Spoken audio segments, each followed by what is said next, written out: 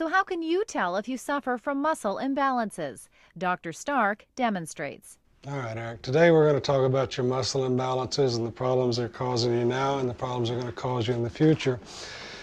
When we observed you walking, we saw that short popping gait. It's always indicative of tight calf muscles. And what happens with a tight calf muscle, the result of that is what's happening to your toes here with the lateral dislocation of your PIP joint on your second and the bunion formation on your first.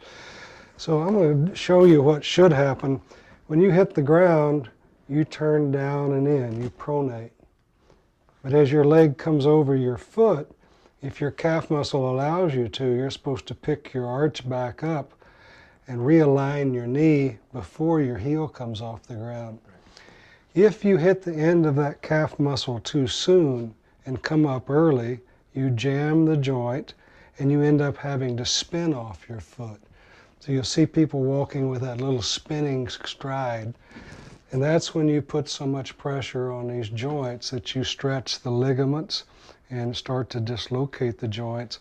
And the bone reacts to all that pressure 8,000 or 10,000 steps a day by getting bigger. So that's also part of the formation of your bunions and why your big toe is getting more crooked. It's just simply because step after step, you're spinning off the side of that foot because your calf muscle's too tight.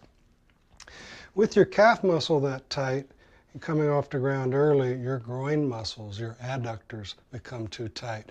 And that's very easy to see. If we look at you in the traditional groin stretch, can you show me that stretch? Now, look how high your knees are. And if you put your hands on your knees, which hand is higher? This one. Yeah.